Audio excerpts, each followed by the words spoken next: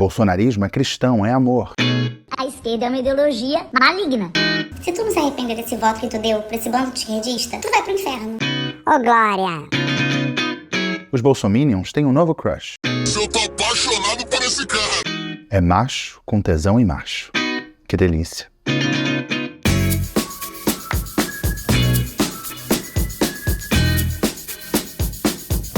Coluna do Garrone de volta, tudo bem, gente? Hoje tá muito divertido, vou dizer que tá muito divertido hoje o quadro Vê no Zap. Mas antes aqui uns recadinhos. Se você quiser acompanhar a minha cobertura sobre o que está acontecendo no Brasil, uma coisa um pouco mais frequente do que esse vídeo semanal, vai lá no meu Instagram, eu faço os cortes das minhas participações na CNN Portugal e qualquer corte de coisas que eu vou fazendo por aí. E as coisas vão pintando, tem várias coisas pintando. Tem também a oficina que eu vou fazer no Congresso Internacional de Jornalismo Investigativo, da Abrage, informações no meu Instagram, link na bio, vou botar o link aqui embaixo, tá bom? Aqui é o espaço desse encontro semanal, com calma. Eu peço aqui licença para entrar em vossa casa ou em vosso celular, vossa televisão, vosso computador, não sei em que plataforma você usa, mas é um tempo que eu peço que você se dedique a esse assunto. Que eu vou fazer uma reflexão no final, que pode ser divertido, muita gente fala que é divertido, é engraçado, dá uma reviravolta ali, um embrulho no estômago, é tudo isso. Mas, independente da forma que esse conteúdo seja apresentado, o assunto é sério, muito sério. Esse povo tá aí, pensa assim, esse povo vota, tem poder, não tanto quanto tinha no governo de Jair Bolsonaro, mas tem poder. Eu tô falando da extrema-direita. Então vamos direto para as nossas reflexões semanais. Por isso eu peço que você se inscreva no canal, me segue lá nas redes sociais. Seja bem-vindo, seja bem-vinda à Coluna do Garrone. Gente, eu vou me debruçar, provavelmente nos próximos vídeos, sobre o que está acontecendo na CPI dos atos golpistas. Os trabalhos já começaram. Ainda está muito incipiente, muito no começo, então eu vou esperar dar uma volumada para poder tratar do assunto. O que eu quero que vocês reparem é a mudança de discurso que vai ter de autoridades. Autoridades que a gente sabe que defendiam um golpe de Estado, agiam nesse sentido, encabeçadas naturalmente por Jair Bolsonaro. Por mais que seja difícil você configurar juridicamente a culpa de Jair Bolsonaro, politicamente já está tudo dado, né? As pessoas não acordam no 8 de janeiro. O que você vai fazer hoje? Vamos invadir esse... Não. A gente sabe que houve ali uma soma de declarações, de atitudes públicas que levaram as pessoas a fazerem aquilo. E a gente sabe também, fica cada vez mais claro, que nos bastidores, aquele momento em que Bolsonaro estava recluso, se lembra? Depois do segundo turno, quando o Lula ganhou, estava recluso, e a gente entende agora que, pelas provas que a gente tem, todo mundo que o cercava trabalhava para alguma coisa que a gente chama aqui de golpe de Estado, que é a não aceitação do resultado da eleição e insuflar aquelas pessoas a atacar as sedes dos poderes. Eu lembro aqui que nas manifestações a favor de Bolsonaro, você lembra que foram várias, né? Manifestações, motocicletas, todas de cunho golpista, a princípio pedindo o fechamento do Supremo e do Congresso, e depois, quando o Bolsonaro fez um acordo com o Centrão e, de certa forma, terceirizou o governo dele para o Congresso, deixou de pedir o fechamento do Congresso e voltou-se ali para atacar o Supremo Tribunal Federal e, mais perto da eleição, atacar o Tribunal Superior Eleitoral. A palavra de ordem que os bolsonaristas usavam nas manifestações era "eu autorizo". E naquele período, entre o fim do segundo turno e o fim do mandato do presidente, ele mesmo falou, não é "eu autorizo", é o que eu posso fazer, né? Isso é uma fala pública.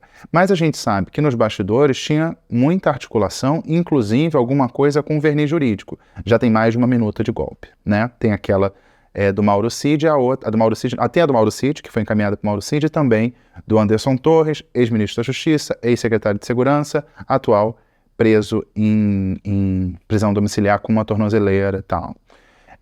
Então a gente entende ali que o caminho era o golpe. Só que agora na CPI, voltando ao assunto da CPI, a gente vai ver que as autoridades, não é bem assim, não. Fica uma coisa tentando fugir disso, né? Fugir desse discurso que, no fim das contas, não tem outro nome que não golpista. Por que eu falo isso?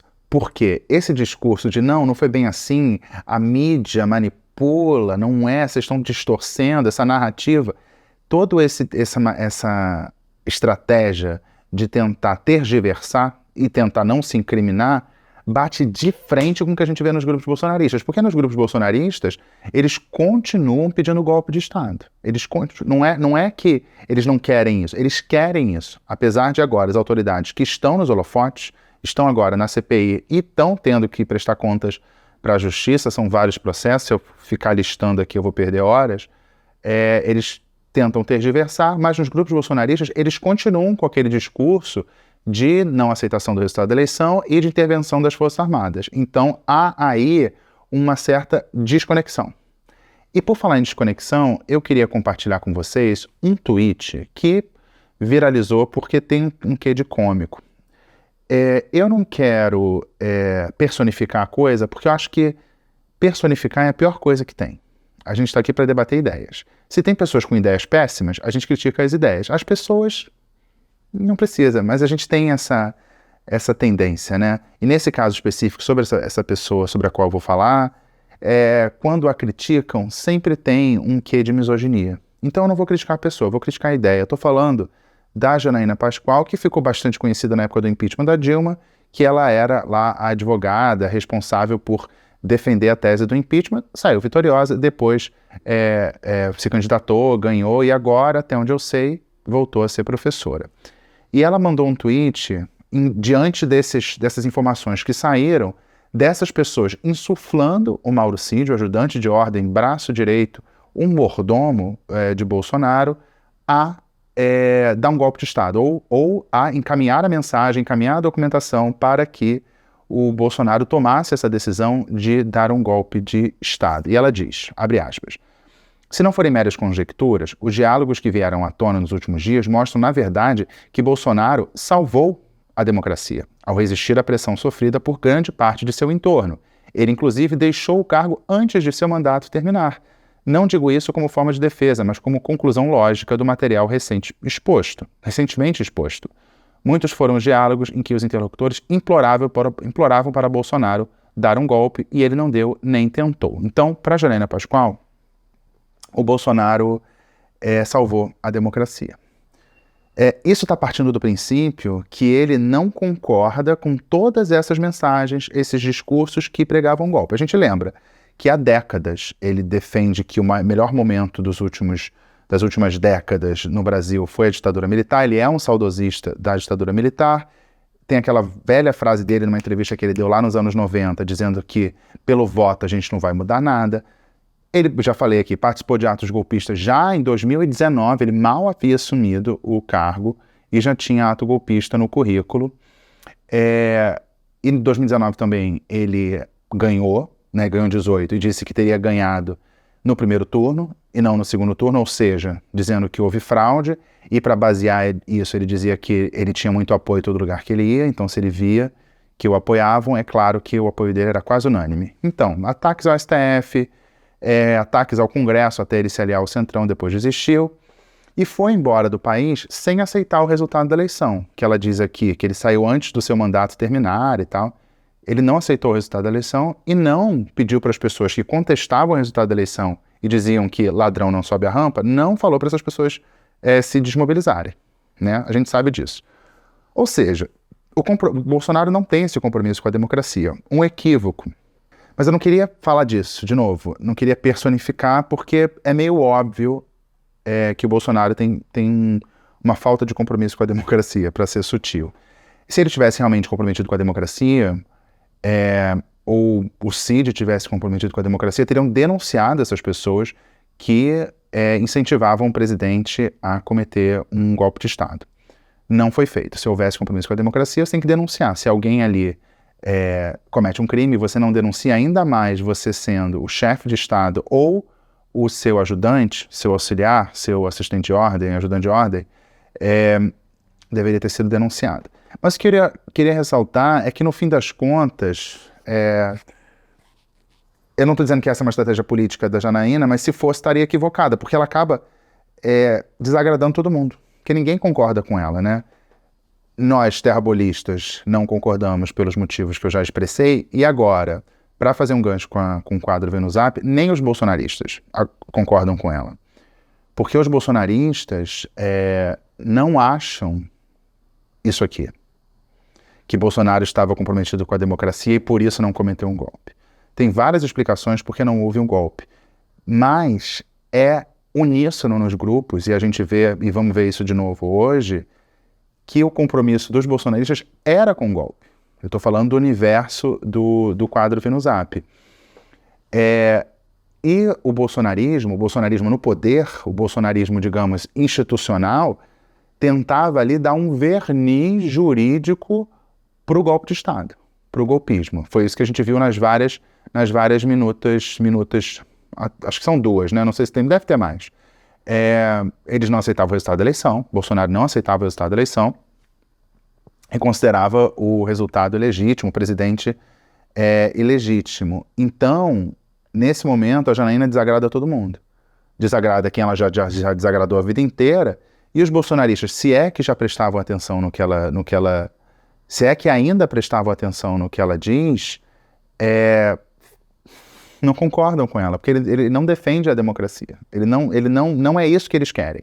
Não é o que os bolsonaristas queriam. Eles queriam que o Cid pegasse essa minuta do golpe, entregasse na mão do Bolsonaro, se é que não entregou, e ele levasse isso a cabo. Era isso que eles queriam. Não era o que foi feito. E aí, por que o Bolsonaro não fez? Porque ele não quis ou porque não teve condições para tal? Numa das mensagens que a gente viu do Mauro Cid para um daqueles caras que insuflavam o golpe, ele dizia que não havia apoio do alto comando. Então a questão não é o querer, é a falta de apoio, e a gente presume que numa eventual tentativa de golpe, se fosse levada a cabo, não teria apoio internacional e, consequentemente, seria muito difícil sustentar o golpe. Então, a Janaína está no limbo ali, né? Ela ninguém gosta dela nesse sentido, mas também, fora da política, ela pode ter uma visão que não agrade ninguém. Não é um problema se ela voltou à academia e tem essa visão, que é uma visão que desagrada quase todo mundo, não é um problema, não é crime. Mas assim, na minha opinião, e é uma opinião, um equívoco dizer que Bolsonaro tem um compromisso com a democracia, né? Então, essa introdução que eu falei da Janaína e da CPI é para a gente ver como o discurso das autoridades bolsonaristas, e aí eu vou incluir a Janaína como autoridade bolsonarista, tá? Apesar de, teoricamente, estar fora da política, ela quase foi vice do Bolsonaro, né? Ela fez algumas críticas aqui e ali, mas ela entende o Bolsonaro como alguém comprometido com a democracia. Quem entende o Bolsonaro como alguém comprometido com a democracia, eu peço vênia a todos e eu vou chamar essa pessoa de bolsonarista, tá bom? Eu não sei se é um exagero, eu acho que não, tá? Então, tem esse discurso dos bolsonaristas tentando falar, não é bem assim, né? Paz e amor, vamos abraçar uma árvore, mas nos grupos bolsonaristas eles continuam lá. E aí a pergunta que eu tô muito curioso, não deu tempo ainda de perceber, porque a CPI começou agora há pouco, como é que os bolsonaristas vão ver os seus dizendo que não tem nada a ver com aquilo. Sendo que aquilo que aqui a gente está chamando de golpe era tudo que os bolsonaristas queriam. Como é que os bolsonaristas vão encarar os seus negando que queriam aquilo que os bolsonaristas querem até hoje? Entendeu? Enquanto isso não acontece, eu vou dar aquela passeada, e hoje está divertidíssimo, a coluna Vinuzap, tá bom? Vambora? O submundo do bolsonarismo, ali, onde não é exatamente público, informações que são nunca checadas, desovadas ali, sem contraditório, só para você, aqui, exclusivo na coluna do Garrone, Vinuzap.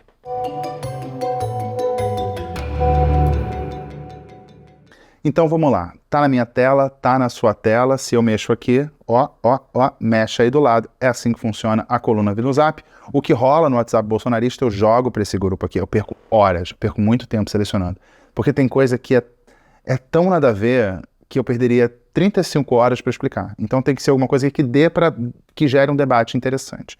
Então eu separei 2 vídeos aqui de 2 mulheres que falam mal da esquerda. Tá? Falam mal da esquerda. Essa aqui tenta responder a pergunta: tem como ser amigo de quem é de esquerda? E aí eu peço atenção aos senhores, às senhoras, para os argumentos que ela usa para você não ter amigos de esquerda, tá bom? Vamos lá. A esquerda vai contra tudo aquilo que eu acredito, contra a minha fé, contra meus costumes, contra a minha moral, contra meus ideais, contra tudo. Para mim, a esquerda é uma ideologia maligna. Uma pessoa só apoia a esquerda por 3 motivos. Alienação, porque aquelas pessoas que não buscam informação, não buscam conhecimento. Aquelas pessoas que são chucras, sabe? Por ignorância, no sentido de não ter informação, pessoas que não têm aquela informação, ou por mau caratismo. Se uma pessoa sabe qual é a ideologia de esquerda e apoia, ela é mau caráter. A esquerda tem uma ideologia macabra. Tudo que você pensar de ruim, que não vale nada, a esquerda apoia. Tudo. Então, como uma pessoa dessas pode ser minha amiga, o meu amigo, conviver com meus filhos, conviver na minha casa, conviver com o meu esposo. Tá bom, vocês já entenderam o naipe. Eu lancei a pergunta, preste atenção no argumento. Pois é, não há. Ela chama a esquerda de maligna e de macabra. E tudo na esquerda é ruim. E tudo na direita é bom. Tudo, né? Tudo. Tudo é tudo. E ela define ali três tipos de pessoas que apoiam a esquerda. As alienadas, ou seja, se botando como alguém que sabe, né? Num vídeo passado que eu fiz aqui seriam os estranhos, aqueles que estudam, estranhos. Vejam um vídeo antigo. Chucro, o que dá uma ideia de animalizar, e a ideia de animalizar o inimigo é um recurso comum, a gente vai ver aqui, já viu no passado. Quando você animaliza, você não se importa se algo acontece. Isso aconteceu ao longo da história para falar nos vários genocídios. Você chama aquele seu opositor político, religioso, nesse caso político, de algo animalesco. Se é animal, você pode, né? Então, chucro, e não tem um exemplo ou um argumento. Falhas na esquerda, muitas. Falhas em regimes de esquerda, muitíssimas, mas nem para citar. Esquerda, ruim. Direita, bom. O que eu espero que vocês não concordem. Nem o contrário, nem achar a esquerda bom, direita ruim. Não é assim que funciona. A vida é mais complexa do que parece. Eu já citei essa música aqui do Jorge Drexler. Tem outro aqui que tem tudo a ver com isso, mais uma mulher branca com skincare em dia, esse é o padrão das bolsonaristas. E a outra falou que esquerda é maligna e macabra, que são vocabulários que conversam com esse próximo vídeo aqui, que é um vídeo endereçado a você, que é cristão, mas é de esquerda. Será que é possível ser cristão e de esquerda? Vamos ver o que a bolsonarista carioca, minha conterrânea, diz. Oi, cristão de esquerda. Não importa se você é cristão de esquerda católico, se você é cristão de esquerda evangélico, é com você mesmo que eu quero falar. Vim aqui te contar um negócio sobre os frutos que seu voto tem dado. Então, vocês sabem que aqui no Rio de Janeiro a maior honraria que uma pessoa pode receber, ou uma instituição, é a medalha Tiradentes, por bons serviços prestados à população. E o deputado Carlos Mink, que é do PSB, Partido Socialista Brasileiro, bem socialista, propôs que essa medalha fosse dada ao Grupo Arco-Íris. E vocês sabem quem é o Grupo Arco-Íris? Então, o Grupo Arco-Íris, como vocês devem imaginar, é uma instituição que cuida dos interesses LGBTs. Mas o que vocês não devem saber é que o Grupo Arco-Íris promoveu aqui no Rio de Janeiro um evento chamado A Marcha das Vadias. E se você pensa que a Marcha das Vadias é só para homenagear as vadias e os grupos LGBTs, você está enganado. Eles fizeram muito mais coisas. Eles performaram todo tipo de movimento sexual com a cruz de Cristo. Também vilipendiaram várias imagens, sim, xingaram cristãos e, enfim. Foi realmente um evento muito de esquerda, mas nada cristão. E esse grupo só não recebeu a maior honraria do Estado ontem, graças a nós, extremistas de direita, que colocamos representantes lá que verdadeiramente honram a fé cristã. E você, eu vim te contar uma coisa. Se tu não se arrepender desse voto que tu deu pra esse bando de esquerdista, tu vai pro inferno. E eu espero que você receba esse vídeo de algum amigo ou parente seu que tá por aqui com você, ó, igual eu tenho um monte, porque você vive dizendo que vai à missa e vai ao culto e que ama Jesus, mas tu vota nessas merdas. Ai, vamos lá. A cristã com a boca suja, né? Cristã com a boca suja. A questão, eu fui ler sobre isso, houve essa votação da medalha Tiradentes, que, aliás, foi dada a Adriano da Nóbrega, o miliciano, não se incomodou. Miliciano, ganhou medalha, problema nenhum. O deputado que conseguiu embarrear essa medalha para o grupo Arco-Íris disse que aquelas imagens que a gente viu da Marcha das Vadias teriam acontecido durante a parada LGBT. Aí aqui eu estou citando a Veja foi correr atrás do grupo Arco-Íris e disse que as imagens são de 2013, a parada foi em outubro, a marcha em julho. Então, e o grupo não é responsável. A Marcha das Vadias é do movimento feminista, não é do movimento LGBT. Agora, a gente perdeu. Se a gente está discutindo se cristão é de direita ou de esquerda, a gente já perdeu. E isso vem da boca de alguém que defende esses candidatos que ela diz que protegem a moralidade cristã, são os mesmos candidatos que defendem execução sumária sem julgamento, tortura, né, o desprezo pela morte, daí eu não sou coveiro, né, necropolítica. Isso não incomoda. Isso não incomoda. Esse tipo de defesa não incomoda.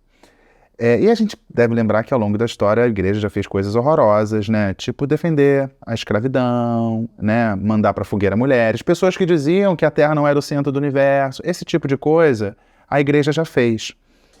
E aí eu vi uma entrevista ontem, anteontem, sei lá, uma bela entrevista com o Frei Beto, né? Que é de esquerda. E ele diz que ele não consegue ser cristão sem ser de esquerda. Agora eu estou dizendo que ele está certo e ela está errada? Não, até porque eu não sou cristão, não tenho lugar de fala. Mas o cristianismo já foi interpretado de milhões de maneiras. Como eu já citei aí, exemplos das fogueiras e tal, também já legitimou monarquias autoritárias, né? Por exemplo, a escravidão, como eu disse. Giordano Bruno, lembra de Giordano Bruno? Que disse, Giordano Bruno foi para a fogueira. O Galileu quase foi, né? E falar cristão de esquerda e de direita é um anacronismo. É um anacronismo, porque o conceito de direita e esquerda nasce na Revolução Francesa. Revolução Francesa, acho que vocês vão concordar comigo, que ela vem um pouco depois da passagem de Jesus pela Terra. Vocês concordam comigo? Confirma aí, confirma se foi um pouco depois. Mas trazendo para o século XX, a gente vê o quão plástico, o quão elástico é o cristianismo, que pode legitimar as piores ou as melhores coisas. Claro que tem a caridade, a bondade, a ajuda ao próximo, alimentar a quem tem fome, tudo isso tem uma beleza, que não precisa passar pela crença em Deus. Você pode ajudar sem acreditar em nada metafísico. Mas a gente pensa, por exemplo, no Brasil, no golpe de 64, a manifestação da tradição família e propriedade, defendendo o golpe de Estado, e também, depois, com o regime militar em curso, autoridades religiosas contestando o regime militar. Você tem a teologia da prosperidade de igrejas como a Universal, que juram que tudo que Deus quer é que você ganhe dinheiro, tenha sucesso, tenha um carro zero, uma casa grande, tudo que Deus quer é isso. E tem também a teologia da libertação, que acha que o problema central do Brasil, ou o problema a ser resolvido pelo cristianismo, é a justiça social, a desigualdade, uma coisa bem comunistinha, né? Bem comunistinha. Você tem, então, quem defende que, para ser cristão, a prosperidade financeira é o ato de um bom cristão, é a consequência de um bom cristão, mas também tem os franciscanos.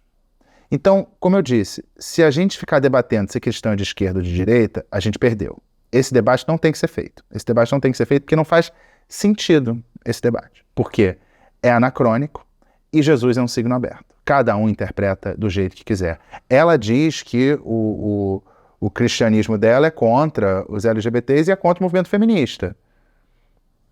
Não é? Eu acho que não tem que debater. Eu não acho que tem que debater. Eu acho muito ruim, por exemplo, quando acusavam a ex-primeira-dama Michele Bolsonaro de dizer que ela manipulava, distorcia. O cristianismo não é isso. Quem é quem para dizer o que o cristianismo é? O cristianismo é o que o cristão, a pessoa que se diz cristã, acha que é. Acabou. Não tem autoridade. Se o Papa acha que o cristianismo é isso e você acha que o cristianismo é outra coisa, o Papa não está mais certo que você.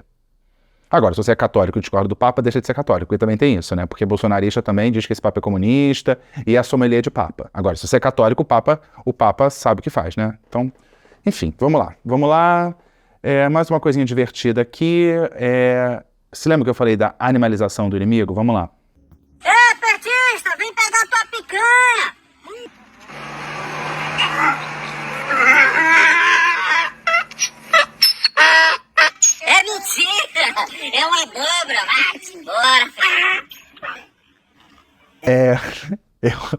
Eu acho um burrinho super fofo. Se me chamar é tão fofo, eu não acho um xingamento. Mas, mais uma vez, chamar o petista de burro e animalizar o inimigo.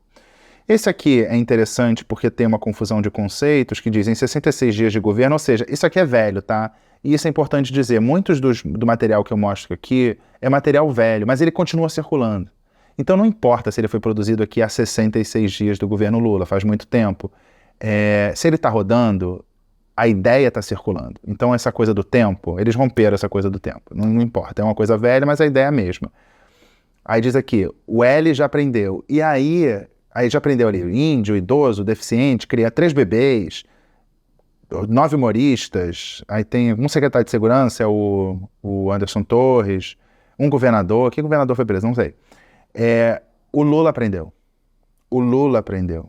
Por que isso? Não existe complexidade na estrutura do Estado.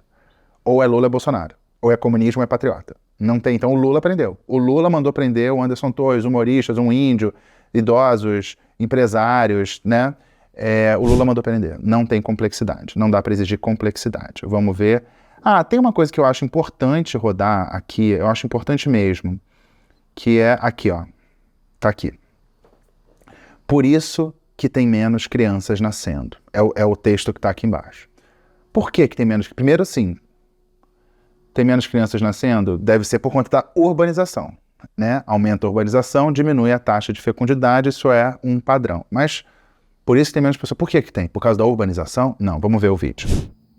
Agora vamos cair para trás aqui, tá? A vacina de RNA tem dióxido de grafeno, tá? Onde ele se acumula, segundo a Pfizer, que eu fui lá ler que ele tem lá, o testículo e o ovário. Eu li a bula. Bolsonaro falando assim, feliz ali, cheio de homem branco, olhando, concordando, o discurso anti-vacina, dizendo que o grafeno, tem grafeno na vacina e isso acumula nos órgãos sexuais. Sempre tem uma coisa de sexo. No testículo novo, tem uma coisa de sexo. O Bolsonaro, um dia depois disso, desmentiu. Então isso que ele fala como uma coisa óbvia, até motivo de riso, ele desmentiu. Porque também ele acredita que o grafeno vai salvar a humanidade. Você lembra dessa história do grafeno, o nióbio, vão salvar a humanidade. Então, na grafeno e antivacina, ele ficou com grafeno. Ou ele foi aconselhado pelos advogados a voltar atrás, porque agora ele não é presidente, não tem foro privilegiado e pode ser punido por isso. Então, o que Bolsonaro já desmentiu, o próprio Bolsonaro desmentiu. O próprio Bolsonaro desmentiu isso aqui. Não importa, o desmentido não circula. Mas esse discurso anti-vacina, que você não precisa dar o motivo porque você não precisa acreditar na vacina. Você vai falando umas coisas anti-vacina e vai criando essa verdade absoluta, porque nos grupos bolsonaristas é uma verdade absoluta.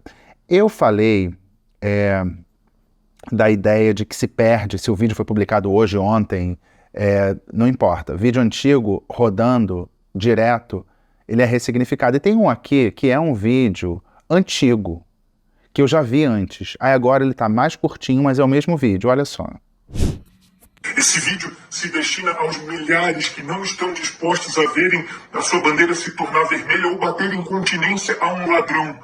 Generais Heleno, Braga Neto, Vilas Boas, sob uma mensagem de um de vocês, um tweet que seja, tropas inteiras, comandos inteiros, frotas inteiras estarão dispostas a fazer o que precisa ser feito. Almirantes, brigadeiros, generais, as Forças Armadas e milhões de civis brasileiros aguardam apenas alguém que levante a espada. E quando esse oficial levantar a espada, terá milhares de militares atrás de si, acompanhados de milhões de brasileiros. Um oficial que levante a espada para entrar para a história do Brasil por nos salvar. Como nós fomos salvos da intentona comunista. Aula de história. Esse vídeo aqui foi antes da posse, antes do 8 de janeiro. E eu fico pensando, General Heleno, gente, olha o General Heleno, ele não consegue fazer um polichinelo. O Vilas Boas é uma pessoa que tem uma doença degenerativa, ele respira com a ajuda de aparelhos, de uma cadeira de roda, então ainda tem essa fantasia de que essas pessoas têm poder. E o Braga Neto vai ter que se explicar também em alguns processos. Então não importa o tempo em que foi dito. Você hoje clamar pelo o general Heleno, né, que chegou na CPI do DF, falando, não é bem assim, não quis dizer nada, né, agora está na turma do não sabia de nada, mas não importa, o vídeo que foi feito há meses, com aqui o título Pelo Amor de Deus, ele é novo. E aí fica muito claro que, assim, basta um sinal para milhares de militares irem atrás e milhões de brasileiros. Aquelas pessoas do 8 de janeiro interpretaram alguma coisa como sinal e foram, né? Vamos lá. Tem isso aqui que eu acho importante, que é alguém que tá aqui, ó. Atenção, militares brasileiros. É para os militares e a pessoa, ela fala em nome do povo. Ela é o povo. Ela não fala em nome do povo, ela é o povo. Não entendeu? Olha só. E aí, coronel? Aqui quem fala é o povo brasileiro. Nós já sabemos das traições dos nossos generais. Eles colocaram a mãe gentil em praça pública para ser estuprada e escarnecida por comunistas. Nosso povo geme, nosso povo chora. Nossa economia já começa a ser derrubada. As nossas forças armadas já são chacota por todo o mundo. Os bravos soldados de Caxias viraram piadinha e chacota para atores da Globo.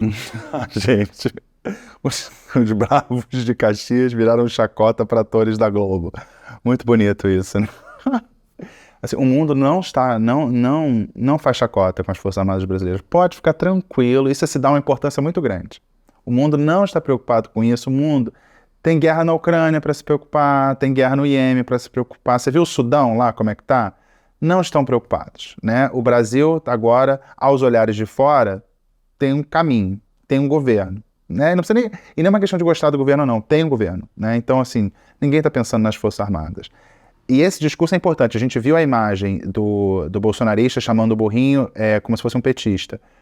Essa questão da economia é importante. Ali ele dizia, chamar um burrinho, tem picanha, não tem não, que é uma promessa de campanha do Lula. Mas até quando vai colar esse discurso de nossa economia começa a ser derrubada? Foi o que disse nesse vídeo. Porque a gente viu o crescimento revisto para cima e principalmente a revisão da nota da Standard & Poor's do Brasil. Melhorou a nota do Brasil, ou seja, as condições econômicas, o arcabouço fiscal contribuiu para isso.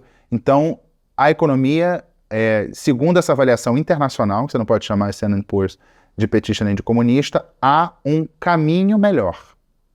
Mas vamos ver até quando vai colar esse discurso. Comparando esse vídeo com o anterior, a gente vê dois tipos de discurso que, apesar de paradoxais, não se anulam porque aqui é uma confusão. Um clamando aos generais, General Heleno, Vilas Boas, Braga Neto, intervém, tal. E nesse vídeo aqui, falando da traição dos generais. Então, assim, os generais traíram, ou você quer a ajuda deles? Decide. Eles são traidores ou não são? Você quer a ajuda deles para intervir, para salvar o país, tal, ou eles são traidores? Os bolsonaristas, eu já falei disso, tá? Já falei disso. Isso aqui tá se repetindo. Vamos ver se tem... tem uma coisa aqui maravilhosa, que o Lula, não sei em que momento você está vendo isso, mas tem viagem marcada para Paris, né? Vai dar um beijo no Papa e tal, e tem esse vídeo aqui que é antes do Lula chegar a Paris. É uma mensagem de um bolsonarista que eu já rodei aqui, ele mora no Reino Unido, né? Quando o Lula foi ao Reino Unido ele comentou, mas agora ele está comentando a ida do Lula para Paris, vamos ver. Alguém de vocês já passou vergonha na casa de um amigo? Sabe o desconforto que é? Pois então, nesse próximo dia 22 e 23, o ex-presidiário estará visitando seu amigo ditador Macron. Gente, não.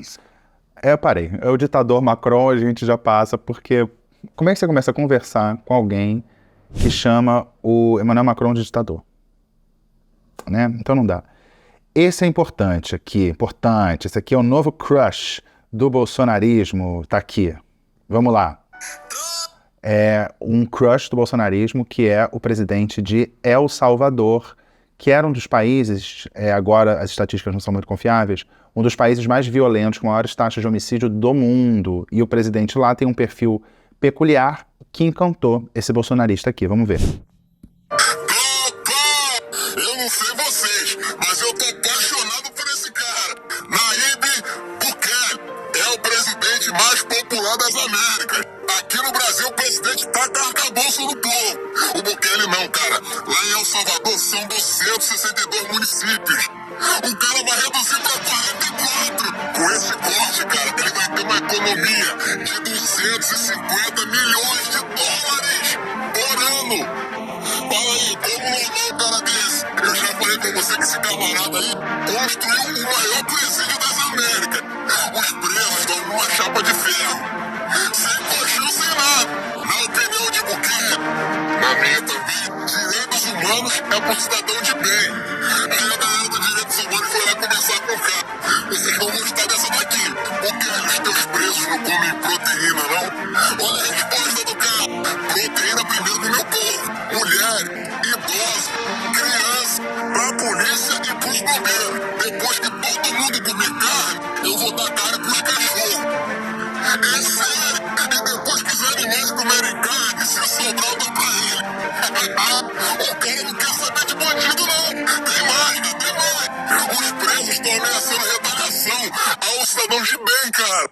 Aí o Bukele mandou um recado. Chegou até mim rumores que vocês querem se vingar de gente honrada. Façam isso e não haverá horário de almoço. Vocês não vão comer um grão de arroz. Eu juro por Deus.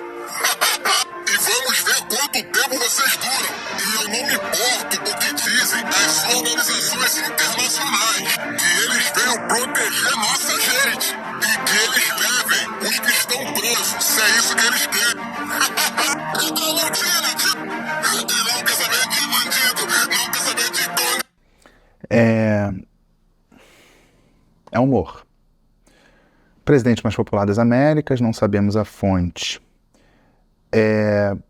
Maior presídio, de fato, preso sem colchão, ele comemora, e quando mostra a imagem ali do que seriam os presos sem colchão, me lembrou muito do que eram os aposentos, digamos assim, de campos de concentração. Separar aquela ideia bastante simplista de dividir o mundo entre cidadãos de bem e cidadãos de mal, direitos humanos só para os cidadãos de bem, proteína primeiro para o povo, mulheres, crianças, policiais, cachorros e depois os presos. Aí é pior do que animalizar os presos. Eles são piores que animais. Se são piores que animais, você pode fazer qualquer coisa com eles. Inclusive matar de fome. Né? O que a gente pode definir como tortura? Assassinato em massa? Talvez. De fato, El Salvador é um dos países mais perigosos, que tem lá as quadrilhas, as gangues fortemente agindo, e vem alguém que resolve o problema. Só que o problema é que o cara concentrou poder na mão dele. Substituiu o Procurador-Geral da República, substituiu todos os ministros do Supremo, o país em estado de emergência, que suspende os direitos constitucionais, isso com o argumento de combater a violência. As pessoas são presas às dezenas de milhares, incluindo crianças, detenções arbitrárias, desaparecimentos, torturas, maus tratos de detidos. E aí você tem uma informação de redução da violência das gangues, mas as informações não são confiáveis. Jornalistas não conseguem trabalhar e as organizações não governamentais aqui que ele comemora, como se fossem defensores de bandidos, não conseguem ter essas informações. Você tem informações de julgamentos sem que os presos, os réus tenham acesso aos autos ou tenham advogados, presos sem saber o motivo, né? E eles usam lá também um sistema que queria implementar no Brasil, do Pegasus, que é um sistema de espionagem contra jornalistas. E olha aqui para os jornalistas essa informação. Eles mudaram o Código Penal para prever penas entre 10 e 15 anos para quem gerar ansiedade ou pânico ao noticiar quadrilhas, o que no fim das contas é uma tentativa de silenciar a imprensa. Então, se a sua notícia que você escrever, a informação, gerar ansiedade ou pânico, você pode ser condenado até 15 anos. Então, é uma solução, e o vídeo circulou muito, inclusive na imprensa, sem o devido cuidado, dizendo que construiu o maior presídio de todos, aqui o preso não tem vez e tal. Só que aí eu compartilho com vocês uma ideia que é do Reinaldo Azevedo, se eu não me engano, que eu já ouvi ele falando isso. Para você pense num país desenvolvido que trata mal os seus presos. Não existe. Estado democrático de direito é bom para o país. Você não tem que tratar o preso bem porque você gosta do preso. Não é isso. E o mais chocante é que esse rapaz que faz esse vídeo, empolgadíssimo com o presidente de El Salvador, é um homem negro. Que aqui no Brasil, pelo que a gente entende, em muitas situações, por ser negro, ele já seria excluído da situação de cidadão de bem e seria um suspeito em potencial. Então, se esse tipo de prática funcionasse no Brasil, em que você pode prender arbitrariamente, sem acesso aos autos, sem motivo e tudo mais, ele provavelmente ou possivelmente poderia ser um dos alvos. Achar que o Estado Democrático de Direito privilegia bandido é um problema. É um problema sério. É um problema sério, mas essas pessoas acham isso. Acham isso, que é só prender, e como se prender, encarcerar em massa, resolvesse o problema. A gente sabe, por exemplo, na experiência do Brasil, acho que foi no livro do Drauzio que eu li isso, que o cara que preso no Brasil, ele chega à prisão, pode ser por um crime menor, ele deixou de sustentar a família porque está preso, chega uma organização criminosa e fala assim, proteja sua família, vou dar um salário para sua família e tal, em troca, você entra para o meu grupo criminoso, e entra ali numa dívida eterna com o grupo criminoso, e como a gente sabe, a dificuldade de sair é gigante. Então achar que construir o maior presídio, prender geral é a solução, sendo que você prende qualquer um. Você prende qualquer um que você... E nisso aí, de lambuja, você prende opositor político, né? Mas a solução é prender todo mundo. O problema é que quando todo mundo, pode ser você. E esse rapaz, sendo um homem negro, aqui no Brasil, como a gente vê, já é considerado suspeito por ser negro. Será que ele seria a favor disso? Se ele fosse interpretado por um policial como alguém que não é um cidadão de bem? Não sabemos. Outro tema que é muitíssimo comum é a fraude nas urnas, as supostas fraudes nas urnas. Tem isso aqui dizendo que está provado que as urnas estão fraudadas. Por quê? A eleição foi uma farsa, por quê? Porque a audiência da live do Lula foi pequena. Se a audiência da live foi pequena, quer dizer que a urna foi fraudada, tá bom? A eleição foi uma fraude. E tem esse aqui que eu acho interessante, que é um padrão, assim, que é só você ter um texto e uma imagem do Lula e é verdade. Diz aqui, urgente. EUA aprova a vitória de Bolsonaro e a fraude dos esquerdopatas. O satanoide não é presidente do Brasil. O satanoide é o Lula. De fato, com provas técnicas e científicas, é importante jogar isso, né? Como é o golpe. Você fala assim, não, segundo a Constituição, juridicamente, não. Aqui fala provas técnicas e científicas, o presidente da República é Jair Messias Bolsonaro. Porque está escrito aqui, só por isso. E diz assim, Estados Unidos. Né? Uma falácia de autoridade. Alguém nos Estados Unidos diz, alguém. Vamos compartilhar pelo mundo. Ocorrerá a reviravolta planetária do bem no Brasil e na humanidade. Faça a sua parte. O mundo já sabe da verdade da fraude esquerdopata brasileira. Não se acovarde. Mande para todos os grupos.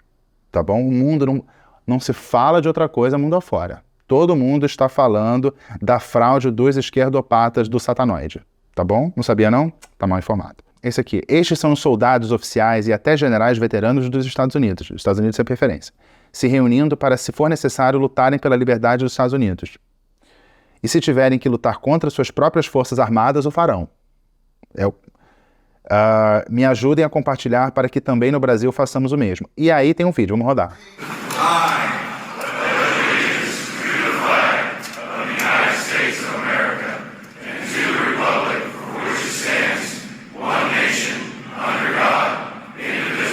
Enfim, são veteranos americanos recitando o Pledge of Allegiance, né? Aquele I pledge allegiance to the flag of the United States, que é uma reverência à bandeira americana.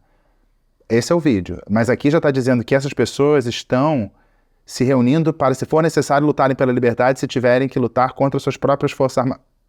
Você tem uma imagem, aí você... É uma coisa meio freestyle. Freestyle.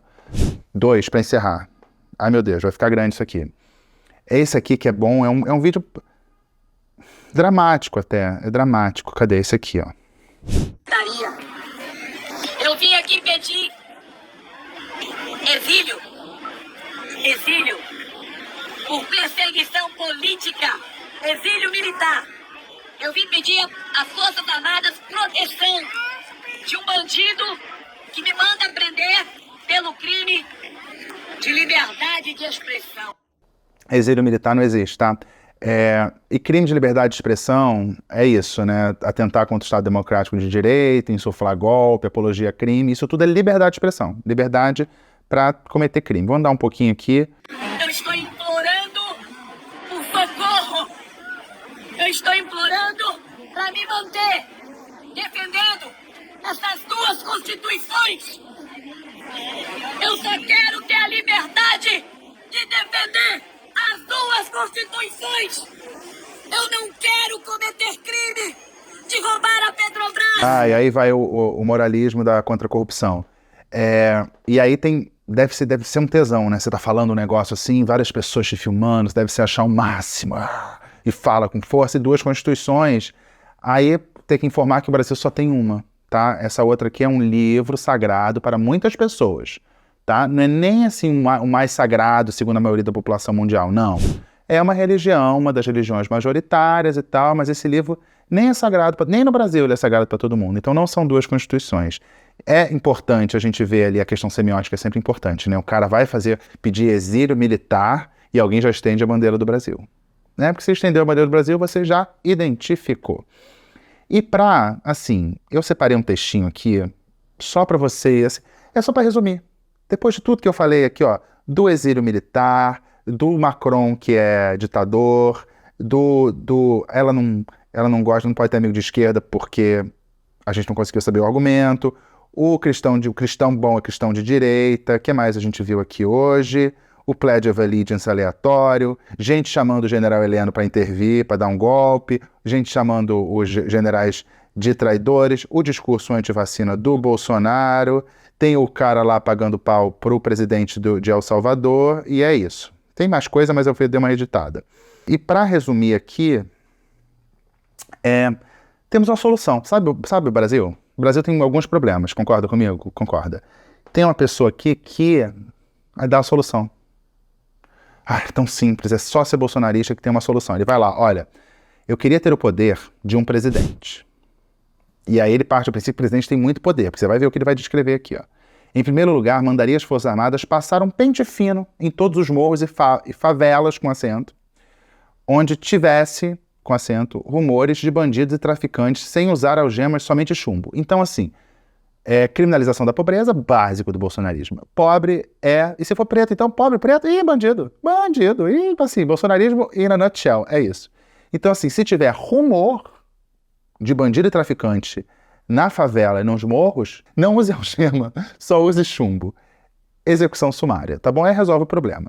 E políticos corruptos, tratar da mesma forma. Em 6 meses o nosso país, com Z e acento, seria outro. E o nosso país viveria em paz, com acento. Agora, o que é político corrupto? Essa definição de político corrupto, a gente entende que é político corrupto. São o quê? Os comunistas. E quem é comunista, quem não é bolsonarista, tá? É só fazendo uma tradução aqui, porque tem que ter a tradução. Só na bala para salva este país. Aí traduzindo, é só na bala para salvar este país. Ou esse povo se revolta, ou perdemos o nosso país com Z e acento. Não vai haver solução sem derramamento de sangue. Tá, então assim, o bolsonarista, isso não é de hoje, é de sempre. Quer ver o derramamento de sangue. A solução é o derramamento de sangue do outro. Esse foi o quadro no Zap.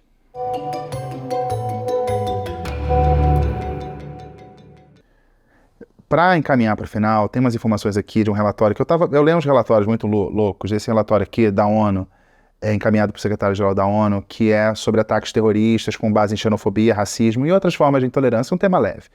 E o relatório traz uma análise interessante, que ele analisa essa propaganda extremista, que é o que a gente vê aqui, que é uma propaganda que usa símbolos, mensagens e também memes. Memes é um jeito de divulgar. E menciona uma estratégia interessante para a gente ficar de olho, que é a gamificação e justamente o uso de memes, de piadas, satíricos, para acelerar e facilitar a doutrinação, principalmente dos mais jovens, que é um público que consome esse tipo de material. Relata como esses grupos extremistas terroristas, nesse caso, eu não estou chamando os bolsonaristas de terroristas, mas nesse caso o relatório mostra que esses grupos terroristas que incentivam, estimulam e acirram ali o ódio na população, em grupos, especialmente os jovens, eles sabem fazer o uso da mídia social e conseguem contornar os termos de uso e conseguem fazer esse tipo de discurso proliferar. É o que a gente vê aqui no quadro Vê no Zap. Então é para ficar atento, resumindo, não é inofensivo. Foi. Gente, falei demais. Mas vocês viram, né? Eu tô conseguindo cada vez mais pegar no detalhe. Porque eu fazia essa coluna, eventualmente, do Vino Zap. Agora eu tô fazendo direto. Porque eu acho importante. Eu acho importante que é uma coisa que eu não vejo. Se eu não vejo, eu penso, por que eu não faço? Se eu tenho acesso a esse tipo de informação e posso compartilhar. Eu podia compartilhar de várias maneiras. Denunciando ou fazendo de uma maneira um pouco mais suave. É o que eu tento fazer. Mas sem diminuir a gravidade desse tipo de conteúdo. Tá bom? A seguir temos o que? A coluninha do Francisco. O Francisco está trazendo aos poucos. Vocês viram que na semana passada ele trouxe um pouco de moda e ele continuou nessa pauta. O Francisco está insistindo na pauta da moda. Como é ele que manda aqui, eu não vou interferir. E o Francisco passeia, né? Ele passeia por várias pautas. Ele é um cachorro muito versátil e também, assim, é um polímata, eu diria. Não sabe o que é polímata? Põe no Google, depois de ver a coluninha do Francisco. Até enrolei aqui. Eu falei polímata, mas eu consigo falar coluna do Garrone. Coluna do Garrone ficou por aqui. Um beijo, tchau. Até a próxima.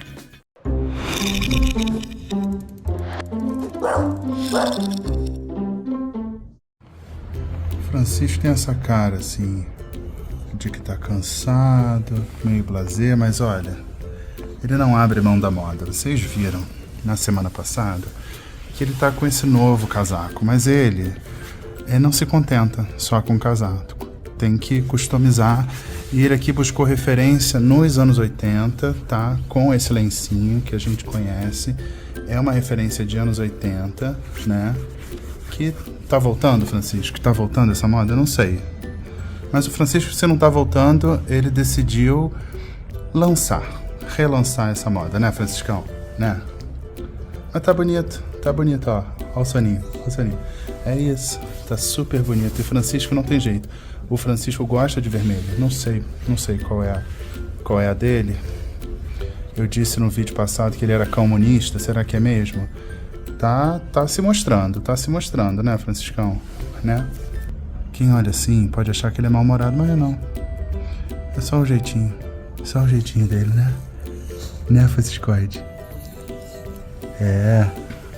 Né? O sono da criança, olha isso. Uma criança idosa, né, Franciscão?